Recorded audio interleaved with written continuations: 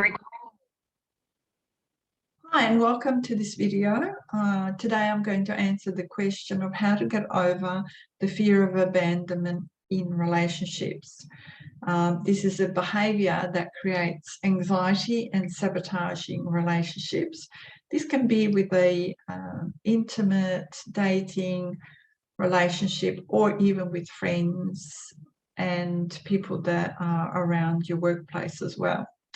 So what this means is that when you have this fear of abandonment in relationship, there is an unresolved childhood attachment trauma which is at the root cause of this, and the fear of abandonment in relationship is a symptom, it's not the real cause.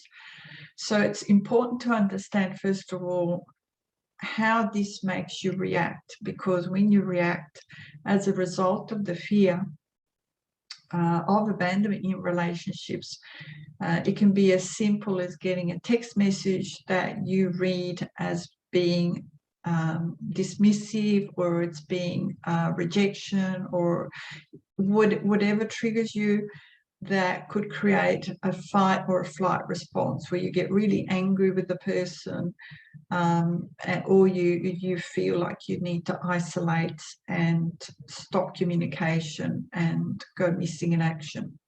So this kind of filter, which is a cognitive distortion or dissonance, creates a sense of negative spiral, and the feeling that you're a failure, or that you keep making mistakes, or that even if something good happens, you turn it into a negative, or you create the worst case scenario, or you jump to conclusion, or they didn't really mean that, or you sort of invalidate what's something that was positive is being interpreted to align with your internal self-concept of people abandon me, people reject me, I'm not good enough, no one will love me.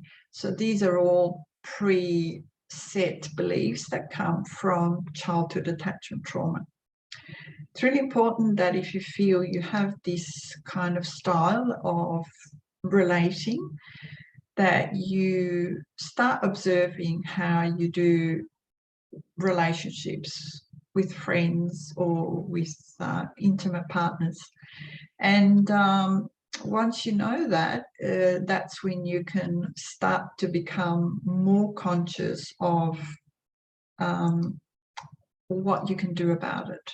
Being aware is really important before you can even know on a conscious level that knowing yourself as someone who has this way of relating, which, by the way, this way of relating starts very early on in the womb, or in the first couple of years of life. If you're the firstborn and then another child has come along with, you know, within 18 months, 2 years, even 3 years, where suddenly you were second in line and all the attention from the parent was on the baby, then you go within and start to feel, I'm no longer important. And this is any child who feels no longer important, the parents not putting their attention on them.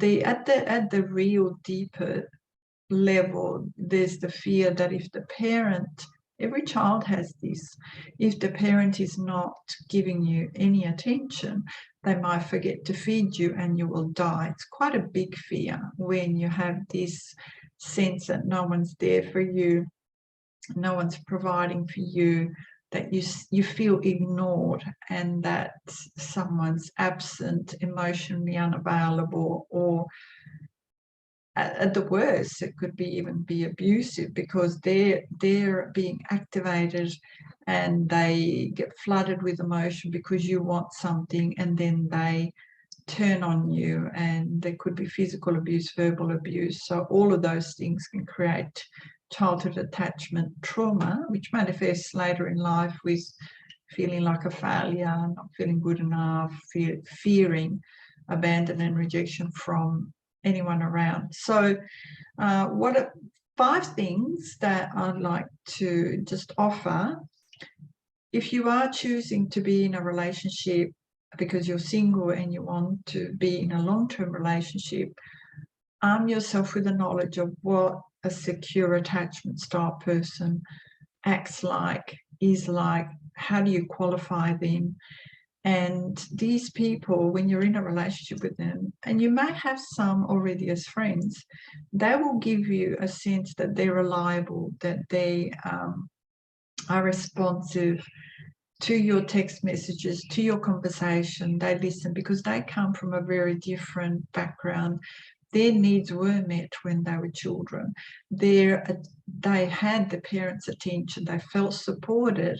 They felt that their needs matter, who they were mattered, and it was valuable. And then they had that positive feedback, that positive reinforcement, and they felt that no matter what, someone was always there for them, to guide them, to support them, to allow them to have their preferences, their choices, their own unique self was formed. So if you choose someone who is a secure attachment style person in a relationship, you will find that a lot of your anxiety, a lot of your fears will dissipate and will get resolution much faster. The second thing is realize that this is a habit of thinking where you jump to conclusions and you assume that someone is rejecting or abandoning you, because that fear is the filter. And often it requires a bit more of a conversation about understanding what that message meant, understanding what that behavior meant, asking the question, what did you mean by that? And moving into a much more clarity about what was the purpose of that communication or that behavior, so that you can at least see the other side, and that it wasn't intentionally trying to reject you or abandon you in any way.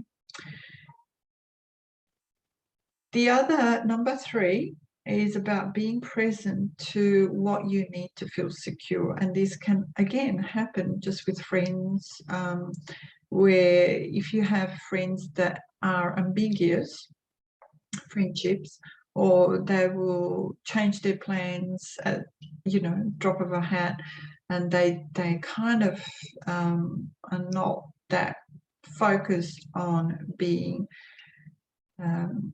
much more reliable, much more responsive, and they ignore your text, or they change plans at the last minute and they're not 100% committed. It's really important to have some boundaries around that, so that you can communicate to them that for the value of the relationship, these are your requirements. If they find that they're making arrangements with you, and you require for them to really be sure that they're not going to change plans by having a car accident or a family disaster, that they can create the time and space to be available when you make these arrangements, without constantly cancelling on you or ignoring your messages for hours and hours. So the next one is, I'm not sure if I was talking about this one before, but the stop being so accommodating with others and compromising your needs. So that means that there's something called the fawn response, or surrendering. When you deny your own needs, things that you don't feel comfortable about, you're allowing, and you're not standing up for what's important to you and be able to communicate that for yourself. It's really important to start doing that and to say, that's not comfortable for me. Could we look at it a different way? Could we find another solution to this? I don't enjoy that type of activity. Perhaps you can go on your own and we can do something else together. it's really important to know yourself enough to be able to communicate the things you're not comfortable about. Or let's say that someone habitually swears and that really upsets you. Then it's really important to communicate that. And if the person doesn't want to stop and that's a problem for you, then you need to change your boundaries and communicate that if you keep doing that, then I'm not going to be around you and I won't want to see you because I'm not comfortable. Another one that's quite big in this area is when someone criticizes you and you feel criticized and not heard, and it's not constructive criticism, but it just feels like they're just looking at you with a critical criticism, by the way, is that it is a defense mechanism for someone in a relationship, but I'm not going to go into that now. Anything that makes you uncomfortable or you feel you're compromising yourself to go along with someone else just for the sake of the relationship, it's really important to stop that and really reassess the situation. Finally, you need to be there for yourself, because having a fear of abandonment and rejection or feeling anxious in relationships means that you will get triggered. You will get triggered by situations, and before you react by attacking or fleeing the situation and isolating, it's really important that you know how to self-soothe your emotions as they come up, to be there in your body, to even say to yourself, come back into my body, and to even do things like touching your body in a way that feels soothing, or repeating a pattern interrupt type of, so you don't go down the negative spiral, projecting onto others things that they could be thinking about you, or that they or assuming things that they intended. If you stop that pattern with phrases like love and kindness to myself, love and kindness to myself, or come back into my body, come back into my body. These are all things that allow you to self-soothe without going on to addictive substances, food, alcohol, just to reduce your level of stress and anxiety without going to addictive substances. So I hope that helps. I hope some of those tips were useful for you.